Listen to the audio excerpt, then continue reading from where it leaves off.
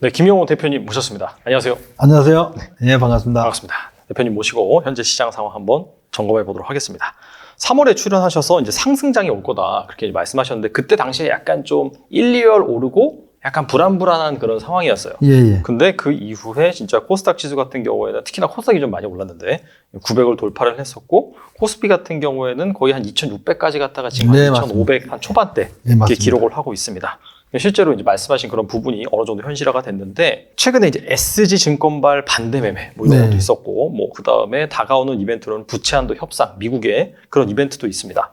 그래서 이런 부분 때문에 변동성이 다소 좀 확대될 것으로 예상되긴 하는데 증시를 어떻게 보시는지 궁금하거든요. 예, 최근 이제 코스피 상승장 주요 원인이 미국에서 이제 그 기준금리 동결 기대감, 뭐 그런 기대감도 있어서 미국 증시가 좋은 흐름을 나왔던 것도 있었고, 우리나라 증시도 상대적으로 삼성전자 외국인 매수가 굉장히 강했어요. 1월 달부터 지금까지 굉장히 강했었고, 이런 것 때문에 이제 코스피가 상승했던 것 같고요. 코스닥 상승 원인은 이제 에코프로를 필두로 해서 2차전지 관련주들이 이제 지수 상승을 견인했었는데요. 이제 4월 20일 테슬라가 이제 영업 이익률 악화로 인해서 막 마이너스 9% 급락했잖아요. 그때부터 이제 트리거로 작용해서 굉장히 우리나라 2차전지 관련주들이 일제히 급락하면서 코스닥도 조정을 받기 시작했던 것 같아요. 당시 상황이 이제 2차전지 부분에 굉장히 저점 대비 많이 올라 있으니까, 특히 뭐, 그 에코프로 같은 경우 뭐 5, 6배 막 이렇게 올라 있으니까, 구매도가 잔뜩 껴 있었고요. 그 다음에 신용잔고가 무려 20조가 넘어 있었어요.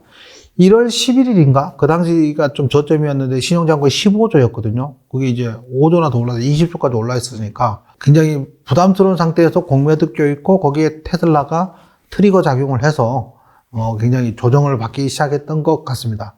5일 연속으로 하락하다가 이제 지난주 목요일 이제 강력한 이제 상승 전환 캔들이 출현하면서 이제 상승할 것으로 예상이 됐었고요. 목요일은 뭐 소폭 내렸는데 오늘 또 예상대로 1% 이상 상승하면서 상승세를 이어가는 걸로 그렇게 보입니다. 근데 좀 아쉬운 거는 신용잔고가 좀 더 빠져야 되거든요. 신용잔고 20조에서 좀 막 훅 빠져서 이제 반대 매매가 좀 더 많이 나오고 그러면 좀 더 확실하게 치고 갈 수 있는데 좀 조정이 좀 약하지 않았나 이렇게 생각합니다. 이 부분에 있어서 혹시 이 방송을 보고 계신 분이 저 양반 무슨 소리 하시는 거야 이렇게 말할 수 있는데 그냥 그 지수 어차피 조정받는다면 이제 충분히 조정받고 올라가면 또 지속적으로 더 크게 올라갈 수 있거든요. 근데 장기적으로 그게 더 긍정적이라는 거지 적게 내려서 뭐 서운하다 이런 뜻이 아닙니다. 오해 안 하시면 좋을 것 같고요. 그래도 좀 조정이 한 마이너스 8% 정도 코스닥이 나와서 조금 작다 이렇게 생각됩니다. 이게 작을 경우는 또 알게 모르게 또 추가 조정 가능성도 있고 이렇게 되는 거거든요. 근데 예를 들어 얘가 한 10% 이상 쭉 빠지면 추가 조정보다는 계속 치고 갈 확률이 불확실성이 훨씬 줄어든다는 그런 개념입니다. 그 다음에 이제 SG 사태는 이제 증시에 영향을 줄 단계는 지난 것 같아요. 그거는 뭐, 지난번 8개 종목 하한가 막 3번, 4번씩 나오면서 그걸로 이제 끝난 것 같고요. 그거는 이제, 수사만 남은 것 같습니다. 네, 그렇죠. 대단합니다. 그죠? 뭐, 새로운 형태의 폰지 사기거든요. 예전에 그런 유형은 있었어요. 예를 들면, 티 안 나게 서서히 올리는 거예요. 예를 들면 100주 사고 80주 팔고 100주 사고 80주 팔고 뭐 이런 식으로 계속 반복하면서 물량을 계속 늘려가고 주가가 티 안 나게 조금씩 올라가다 어느 정도 오른 상태에서는 이제 반대로 100주 팔고 80주 사고 100주 사고 80주 사면서 물량을 서서히 넘기는 그런 게 있었는데 이번에는 또 뭐 몇몇 대주주의 반란일까요? 어쨌든 뭐 팔면서 이제 반대면 나오면서 났는데 지금까지 드러난 상황으로 보면 뭐 새로운 형태의 폰지 사기입니다. 물량 끌어들여도 올리고 뭐 그걸로 하면서 그랬으니까 우리 수강생 중에 작년 11월인가 3천리를 팔고 나서 엄청 안타까워 눈물을 흘린 분이 계셨어요. 내가 그걸 괜히 팔아가지고 안 팔 텐데 그래서 그것 때문에 열받아서 주식 배우러 왔다는 거예요. 근데 그분이 안 팔았으면 지금도 안 팔았을 가능성이 많아요. 그렇죠. 훨씬 크게 손해봤어. 그때 잘 파신 거예요, 결과적으로. 그렇죠. 뭐 인생사는 정말 알 수가 없습니다. 아니 그때 뭐 없이 안타까워 하셨던 분이 계셨는데 이제 며칠 전에 위로가 좀 된다고 상대적으로 자기는 고점에 판셈이 된 거죠. 그렇죠. 뭐 3번, 4번 하한가 나왔으니까요. 우리 증시가 이제 상승전환 캔들이 나오고 오늘 이제 양봉까지 나왔으니까 이제 오늘 저녁과 내일 열리는 미국의 FOMC 회의 이어서 기준금리는 일단 뭐 25bp 0.25% 인상할 것은 기정사실화되어 있는 상태고, 문제는 이제 목요일 새벽이죠. 뭐 현지 시간으로 이제 4일이지만 우리 시간으로 이제 목요일 새벽에 파월 연준 의장이 기자회견에서 어떤 얘기를 하느냐. 올해 기준금리 인상이 이제 끝났어. 이제 앞으로 기준금리 동결이나 또는 인하 가능성이 있다라고 그런 뉘앙스로 발언만 해준다면 증시는 좀 크게 상승할 가능성이 좀 있어요. 근데 이 가능성이 전혀 없는 게 아니고, 예를 들면 요번에 또 퍼스트 리퍼블릭 은행이 또 JP 모건 체이스에 넘어가면서 보도가 났잖아요. 이제 이런 것 때문에 기준금리를 급격히 못 올리게 된 거죠, 이제. 계속 가다가는 이런 사태가 계속 벌어질 거니까, 이제 못 올리게 된 거니까. 그리고 각종 지수가 현재, 예를 들면 지난달 GDP가 시장 예상치가 2.0이었는데 1.1% 나온다든지, 각종 지수가 지금 경기 침체 신호를 조금씩 보이고 있어요, 이제. 그러니까 아마 제 생각에는 기준금리 인상은 이제 안 한다는 그런 뉘앙스의 발언을 하지 않을까. 조심스럽게 예상해 봅니다, 저는. 예, 그래서 어쨌든 증시는 한동안은 좀 좋은 흐름으로 나오지 않을까, 그렇게 예상됩니다. 미국 부채 한도 협상, 이건 좀 추가적으로 제가 질문을 안 드린 것 같아가지고. 뭐 그런 거는 저는 이제 큰 문제는 아니라고 생각하고 있거든요. 예, 뭐 시간이 지나면 뭐 자연스럽게 다 해결될 그런 문제지, 그게 뭐 증시에 어떤 영향을 미칠 만큼, 지금 증시에 영향을 미칠 거는 가장 큰 게 이제 기준금리를 동결할 것이냐, 올해 안에 인하할 것이냐, 뭐 이런 게 큰 증시의 큰 흐름이지, 아까 말씀하신 그게 뭐 증시에 큰 영향을 미칠 것 같지는 않습니다. 예를 들면 은행 문제도 이제 더 이상 증시에 영향을 안 미치잖아요. 사실은. 근데 이번에 퍼스트 리퍼블릭 문제가 터졌잖아요. 네네. 갑자기 증시가 뭐 40%, 50%씩 이틀 연속 하락하고 막 난리가 났잖아요. 근데 걔가 SVB, 실리콘밸리 뱅크하고 시그니처 은행 할 때 걔가 이미 90% 하락한 상태였어요. 이미. 예. 그러니까 이번은 그냥 실적 발표하면서 이제 그냥 폐쇄된 거지, 이미 주가에 반영된 거여서 리스크가 아니었어요, 이미. 이미 90% 하락한 상태였으니까, 이전에 같이. 그래서 다음은 뭐 퍼스트 리퍼블릭이다, 이게 시장에 다 알고 있는 뉴스니까. 그래서 증시에 영향 없이 그냥 스무딩하고 넘어간 겁니다, 얘가. 이미 반영이 다 된 거기 때문에. 이제 더 이상 그 이슈는 신경 안 써도 되겠네요. 그렇죠, 예. 아직도 몇 개 더 있답니다, 이제 지방은행 중에. 그러겠죠. 왜 그러냐면, 지금 불안해 하잖아요. 불안하니까 너도 나도 돈을 술근술근 빼면 예금 일정 수준 이상 빠져나가면, 그 지방은행 같은 경우 그 은행으로서는 더 이상 버틸 수가 없으니까 넘겨줘야 되겠죠. 큰 은행에 어쩔 수 없이. 그다음에 은행은 이런 문제가 한번 터지면 사람들이 돈을 예금을 안 하고 인출만 자꾸 해서 재기가 이거 재활용이 불가능하답니다, 은행은. 그러네요, 생각해보니까. 신용도가 그 생명이기 때문에 이런 일이 터지면 재활용이 불가능합니다. 재기가 불가능한 거죠, 이제. 그 이름을 바꾸고 다른 데 넘기지 않으면 해결이 안 된다는 거죠. 알겠습니다. 개별 뭐 섹터 종목 관점에서 여쭤보면, 삼성전자가 이제 감사한 발표 후에 올해 이제 고가를 갈아치웠고, 지금 현재는 한 65,000원? 그 수준에서 약간 횡보하고 있는 상황이에요. 그럼 삼성전자가 본격적으로 약간 오르는 시점을 언제로 봐야 될지 궁금하거든요. 이 삼성전자요. 제가 작년 출연 때도 말씀을 드렸던 기억이 나는데요. 삼성전자는 우리 삼성전자 반도체 실적으로 움직이지 않는다, 이런 뉘앙스의 이런 표현을 한 적이 있어요. 네. 그 뭐냐면, 예를 들면 만약에 실적 갖고 움직인다면 작년에 삼성전자 주가가 가장 낮았던 4만 원대까지 떨어졌던 작년 상반기, 2022년 상반기 때 사상 최대 실적이었거든요. 근데 주가는 최고 낮았단 말이에요. 맞아요. 네. 지금은 어때요? 올해 1분기만 해도 지금 4조 원 적자고 2분기까지 4조 원 적자가 더 이어져서 8조 원, 상반기 8조 원 적자가 예상된다는데 증시는 오르고 있는 거 아시죠? 지난달만 해도 그 삼성전자는 3조 원 이상 외국인이 순매수를 했어요. 거기다가 이제 1월 달부터는 7조 8천억 정도 외국인이 순매수 중에 있습니다. 그 이유는 외국인은 우리나라 주식 투자를 할 때, 물론 뭐 개별 종목, 작은 종목까지 그렇진 않지만 우리나라 주식 투자할 때 주로 환율에 베팅하는 경향이 많은데, 미국 내에서 이제 기준금리 인상이 멈춰지고 동결 또는 인하 가능성이 높아지면서, 그러면서 이제 외국인 순매수가 우리한테 들어오면서 우리나라 증시를 순매수를 하려면 삼성전자를 매수할 수밖에 없는 거죠. 그렇죠. 코스피 200에서 차지하는 비중이 굉장히 크니까. 그래서 삼성전자 그 주식이 계속 이어지는 것 같습니다. 근데 이걸 가지고 자꾸 반도체 가격 실적 뭐 이런 거하고 좀 맞물려서 해석을 하면 이게 언밸런스할 경우가 굉장히 많아요. 지금도 마찬가지잖아요. 최근 적지 않은데 중심은 계속 삼성전자 주가는 오르고 있으니까 꼭 그게 실적하고 일치하지 않는다는 거죠. 그래서 외국인 수급하고 관련이 있고요.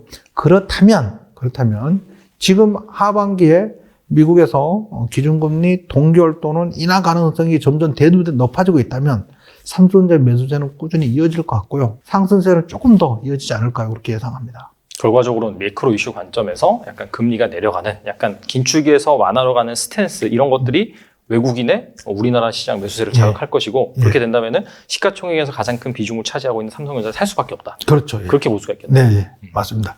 그 외국인은 이제 재밌는 게 뭐냐면 미국의 금융주가 떨어졌어요. 그러면 전혀 관계없는 우리나라 은행주를 팔기도 해요. 맞아요. 사실 별로 관계 없거든요. 네. 그 일시적인 그런 현상이. 네네. 뭐 그런 것처럼 이제 미국 장이 좋아지니까 그 나머지 신흥국에 꼭 우리나라 주식만 얘기하는 것 같지는 않고요. 이머지 국가의 주식을 비중을 늘려가고 있는 그런 모양인 것 같습니다. 그렇다면은 약간 삼성전자 주가와 이 소부장 주가가 연동되기도 하잖아요. 네. 그렇다면은 삼성전자가 그런 긍정적인 환경 때문에 반등을 한다라고 한다면은 함께 좀 주목해볼 만한 소부장 주식은 무엇이 있을까요? 지금 소부장 주식은 지난번에 한때 좋았던 적이 있었잖아요. 3월 달에 반도체 지원법 통과된다 그러고 미국 그 인플레이션 방지법 통과되고 그러면서 미국의 공장 짓고 이러면서 장비주들이 굉장히 좋았던 적이 있었거든요. 원익 IPS, 주성 엔지니어링, 테스 이런 것들이 굉장히 좋았던 적이 있었는데 그런 것들이 지금 조정을 충분히 받고 있어요. 조정을 충분히 받고 있어서 지금 지수가 상승장으로 돌아선다면 역시 그런 종목부터 다시 가지 않을까. 사실 주성 엔지니어링은 조정이 좀 많이 안 받고 조금 받았고요. 그 외에 이제 원익 IPS나 테스나 그다음에 거기 유진테크 이런 반도체 장비주들 좋은 흐름이 나오지 않을까. 지금 매수하기 좀 좋은 타이밍이지 않을까 이렇게 생각됩니다. 그다음에 2차 전지 얘기 좀 해보겠습니다. 네. 현재 이제 시장 2차 전지가 있는 투자자와 없는 투자자로 지금 구분이 되고 있어요. 그만큼 2차 전지가 증시에서 주도주 면모를 보여주고 있는데 최근에 아까 말씀하신 것처럼 단기간에 좀 급락했다가 최근에 다시 좀 오르고 있단 말이죠. 네. 그래서 이러한 흐름이 지속될 수 있을지 어떻게 생각하시나요? 일단 이제 2차 전지 관련주는 또 에코프로 삼형제와 또 분리를 또 해서 이해를 할 필요가 있을 것 같아요. 그죠? 네네. 이제 에코프로 BM, 에코프로 HN, 에코프로 삼형제는 조정이 거의 안 나왔어요. 사실 저는 이제 지난번 출연 때도 그랬던 것 같고 조정 나올 때 됐다. 이런 말씀을 드렸었는데 어쨌든 조정이 많이 안 나왔고요. 뒤에 다시 말씀드리기로 하고.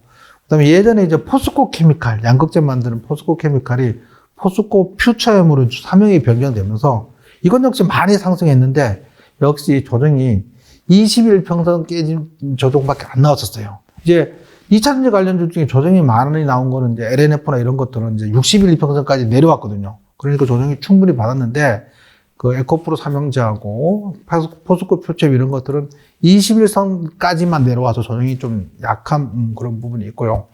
LNF는 이제 60일 평선까지 충분히 조정 나왔으니까 이런 거는 저 같으면 이제 반등 신호 나온다면 이제 충분히 조정받은 60일 평선까지 나온 하지만 양극재를 생산하고 있고 그 다음에 테슬라의 납품 계약을 체결하고 있고 그렇다면 이제 LNF 같은 종목이 2차전지 관련들이 상승하고 코스닥이 상승한다면 좀 좋은 수혜주가 되지 않을까. 안전하게 편안하게 매매를 하면서 일정 이상 수준의 수익도 좀 보장되지 않을까. 그래서 LNF가 굉장히 좀 좋아 보입니다.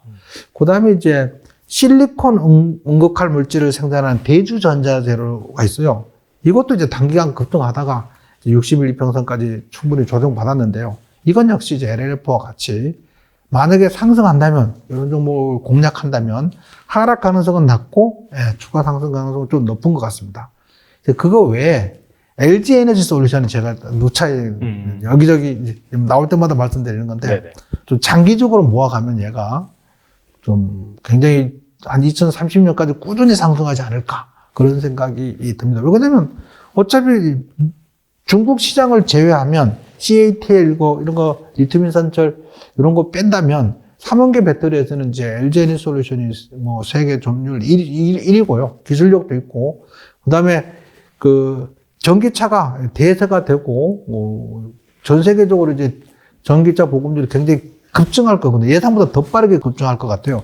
미국도 그러고 유럽도 그러고 그렇다면 이제 LG 에너지 솔루션이 꾸준히 올라가지 않을까 이렇게 생각됩니다. 그래서 이거는 좀 강추입니다. 강추. 아, 네. 그러면 이제 LG 에너지 솔루션 말고도 이제 삼성 SDI나 SK 온도 있는데 그럼에도 불구하고 이제 LG 에너지 솔루션이 약간 탑픽으로 보시는 그런 이유가 있나요?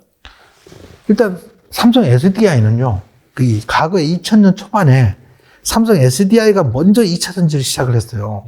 LG화학도 이제 2차 전지를 했고, 근데 삼성 SDI는 도저히 이거는 생산성도 안 나오고 효율도 떨어지고, 그래서 포기를 했어요. 이 자동차용 2차 전지를.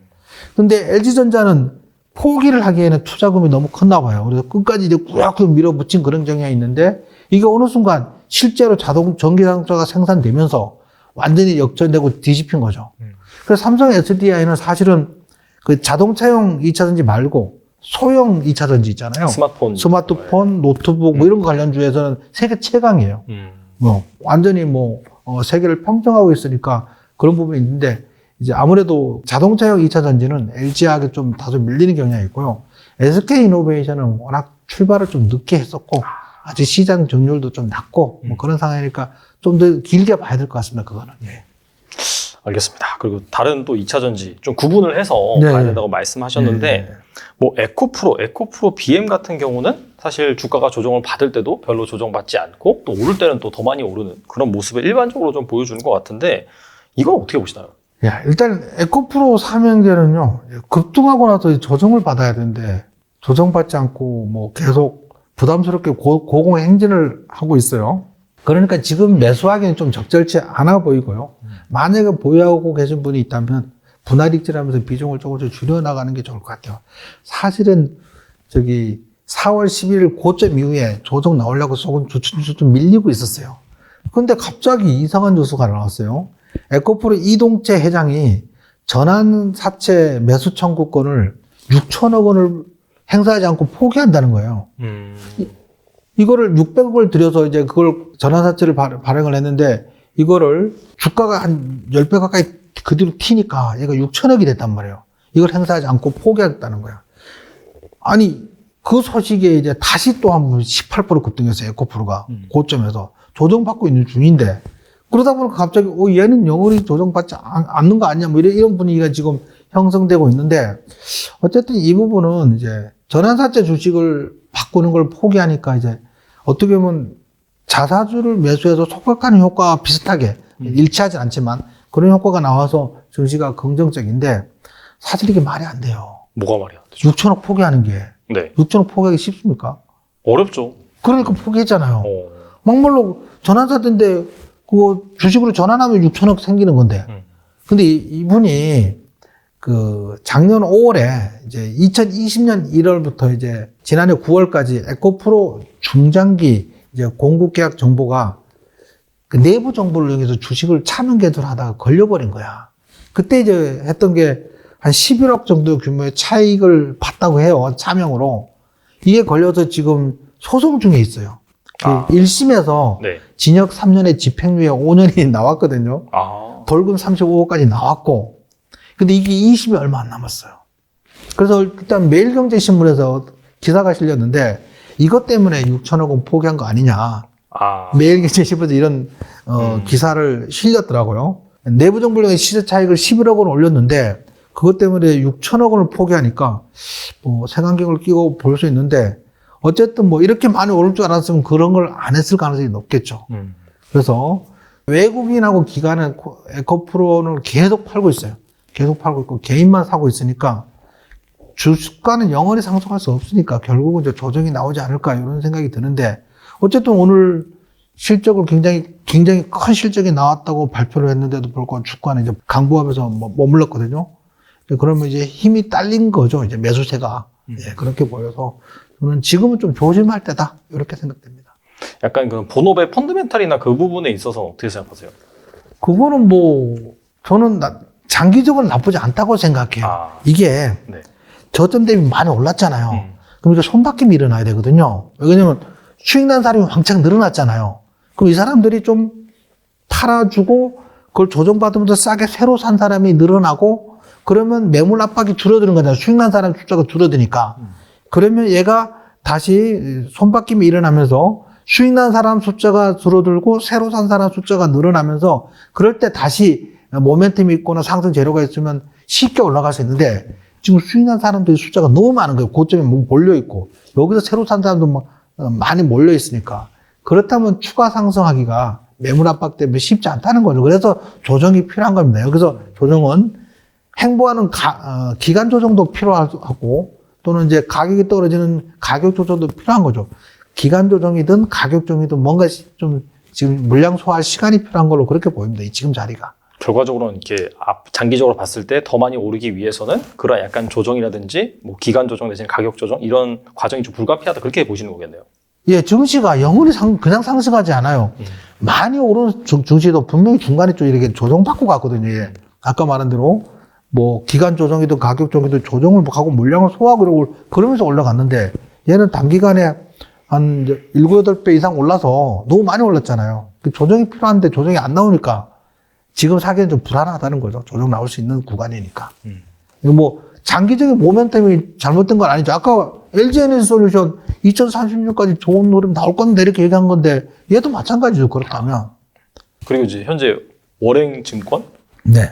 월엔증권 에듀. 네, 제가 월행증권 에듀를 운영하고 계시잖아요. 네. 그러니까 증권 강의 이런 쪽이라고 볼 수 있는데 어떤 투자자들이 들으면 좋을까요? 일단은요.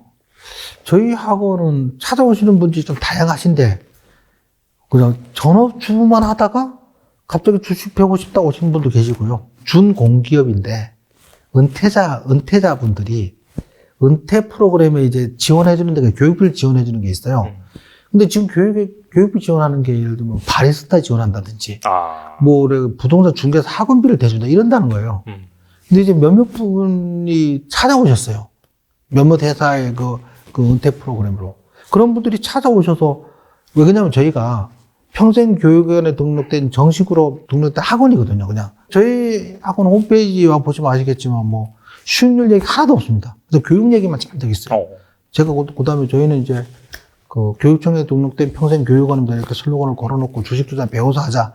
뭐 이런 거니까 그 많은 분들이 찾아오시고 있고 지금 이제 그 공기업 은퇴자분들이 본인들이 찾아와서 나 여기 월엔증권에도 해서 주식을 배우고 싶다 그러니까 회사에 지원해주고 있거든요. 아마 몰라서 못하지 알면 하고 싶은 분들이 굉장히 많을 거거든요. 그렇다고 회사에서 막 대놓고 주식학원을 지원해줄 것 같지 않습니다. 왜냐면 업무 시간 방해가 되는데 하지만 이제 은퇴자 하시는 분들한테 이제 그 프로그램으로는 지금 지원을 해주는 곳이 몇 곳 있어요. 저희 회사 학원에 등록하신 분이 계시고 그 다음에 이제 심지어 고등학생도 있어요. 아, 그래요? 고3이 지금 다니고 있는 친구가 있어. 그 친구가 너무 재밌어요. 뭐 열의를 갖고 고3도 있고요. 그 누나가 데리고 왔는데 그런 말씀 하더라고요. 아니 주식 투자 좀 어려서부터 배우면 훨씬 더 인생이 뭐 어떻게 될지 알 수 없지 않냐 이렇게 얘기하면서 누나가 데리고 와서 열심히 공부하고 있는 그런 경우도 있고요. 그 다음에 이제 어떤 의사 선생님도 있으시고 변호사 분들도 계시고 막 그래요. 좀 다양한 직업군의 사람들이 찾아오는데 낯설잖아요. 낯선데 저희는 이제 아예 기본부터 가르쳐요. 아예. 그러니까 본인이 알고 있는 거 다 제발 내려놔라. 본인이 공부했던 거 다 내려놔라. 그냥 내가 아는 것 같아도 이 커리큘럼을 따라가라. 그래서 가장 기본적인 게 저거예요. 이제 예를 들면 주식 투자를 하려면 반드시 알아야 될 역사적 사건들 이런 커리큘럼이 있어요. 처음에 초기에 시작하는 게 1차원에. 그럼 거기에 이제 배우는 게 이제 뭐 대공황 얘기, 뭐 그런 얘기, 브레튼 우즈 협약, 뭐 중동 오일 쇼크 뭐 이런 얘기 하고 있거든요. 이제 처음 들으면 그걸 뭐 다 아는 얘기 아니야 이렇게 얘기하는데 저런 말 있잖아요. 구슬이 서말에도 깨어야 봄에다. 이걸 주식으로 연관시켜서 정리를 깨워준다는 거죠. 깨워줘. 그렇게 되면 그게 뭐하고 연결되어 있냐면요. 결국은 달러 패권하고 관련이 있고 달러 패권을 이해하게 된다면 그다음부터는 미국 주식을 투자를 해서 굉장히 오랫동안 가지고 가면 왜냐면 우리나라 주식은 아시다시피 그냥 오르내리고 행보를 하는데 미국 주식은 계속 상승하잖아요. 물론 중간에 조정도 나오지만 결국은 2009년 그 세계 금융위기 이후로도 굉장히 많이 올라 있는 상태거든요. 그러니까 이제 미국 주식에 대한 그거를 확신을 가지려면 달러 패권을 이해해야 된다는 거지. 달러 패권을 이해하려면 어떻게 전 세계가 달러가 기축통화가 돼서 천하를 호령하게 되는지 그 과정을 이해하면 좀 더 확신을 갖게 된다는 거죠. 이런 식으로 이제 아예 처음부터 제대로 이제 가르쳐주는 그런 학원입니다.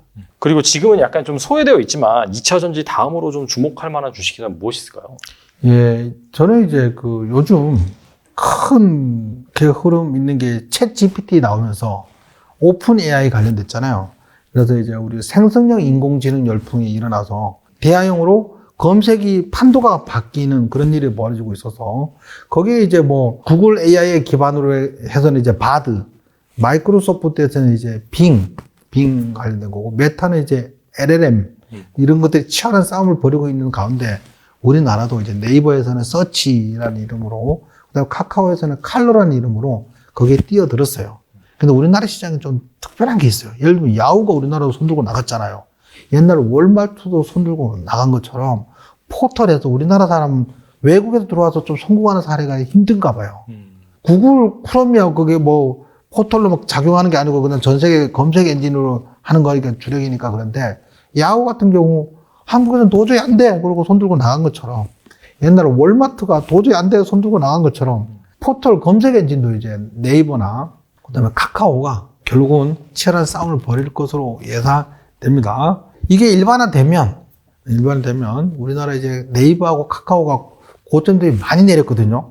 예를 들면 카카오가 2021년 6월 달 기준으로 46,000원까지 떨어지면서 17만 하던 주가가 46,000원까지 떨어지면서 마이너스 73% 떨어졌다가 최근 이제 상승 전환 신호 있잖아요. 저점을 높이고 직전 고점 돌파하는 바닥을 다니면서 상승 신호를 보내고 있고요.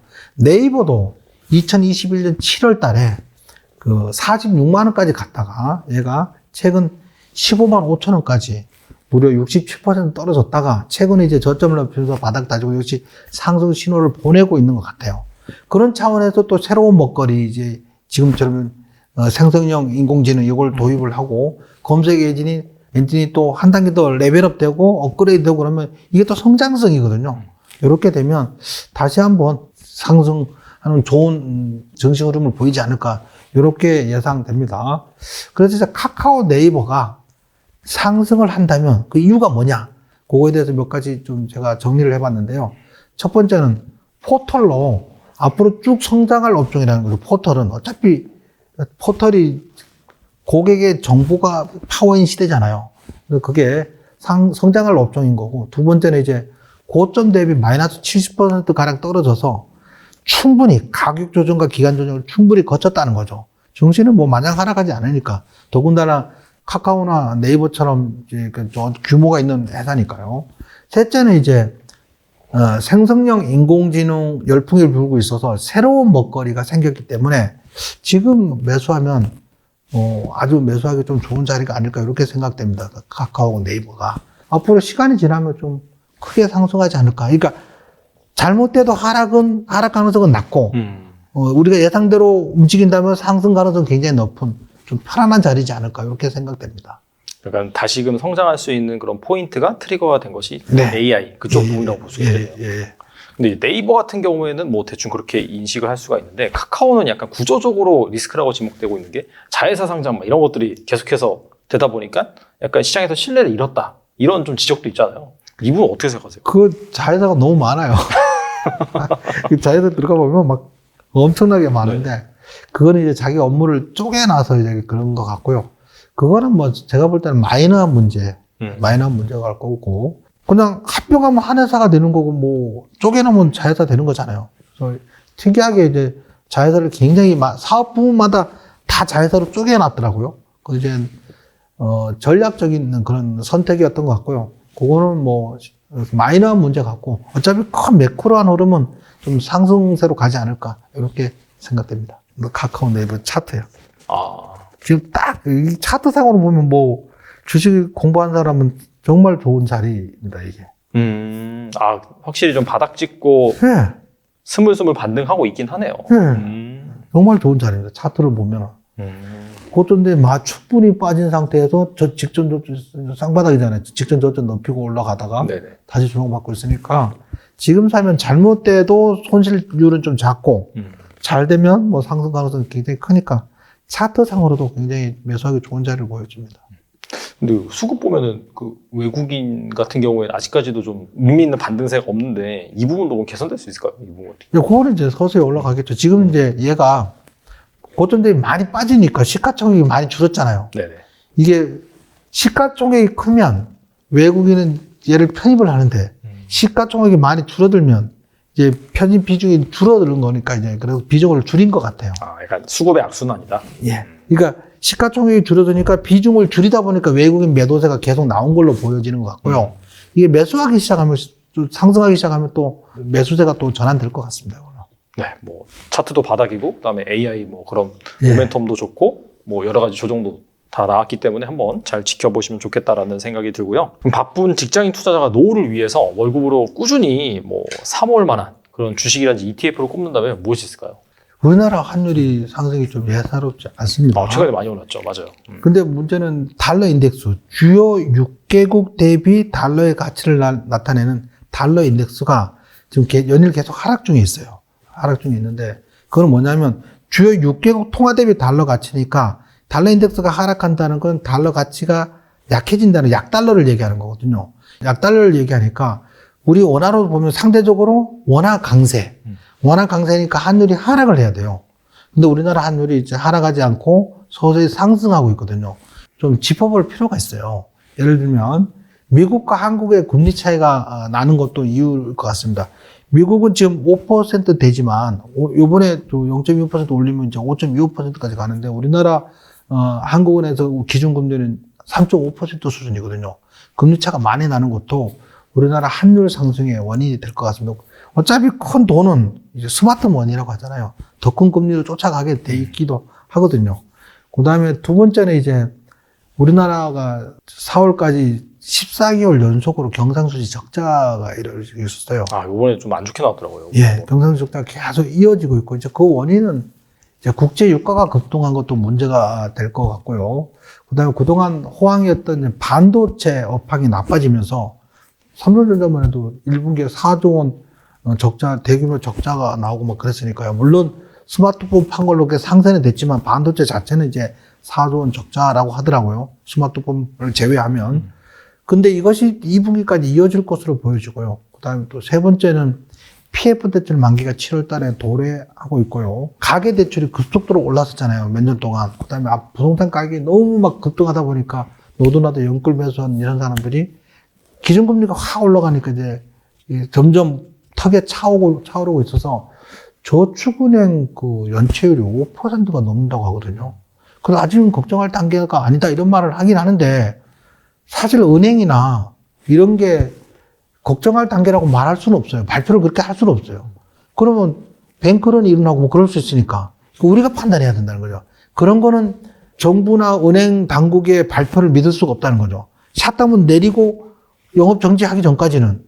그런 차원에서 이제 저축은행 연체율도 굉장히 높아지고 있고, 그 다음에 카드 연체율도 굉장히 높아지고 있고, 그래서 그런 것들이 우리나라 환율 상승의 원인인 것 같습니다. 그러다 보니까, 그래서 이제 여기서 이제 우리가 관심 가져야 될 게 미국 주식이라는 거죠. 달러로 바꾼 미국 주식을 좀 관심을 가져야 되고, 그 전에 이제 제가 뭐 미국 주식을 투자를 하려면 테슬라, 엔비디아를 말씀드렸는데, 꼭 테슬라, 엔비디아가 아니더라도, 예를 들면 S&P 500 지수를 추정한 ETF, 스파이, 이부 뭐 이런 게 있거든요. 뭐 현지 이제 티커로 뭐 SPY, 스파이, VOO 그래서 VW 뭐 미국식으로 뭐 5가 두 개다 그런 뜻이죠. 네네. 그다음에 IVV 그래서 이렇게 S&P 500 지수를 한 배로 추정한 ETF.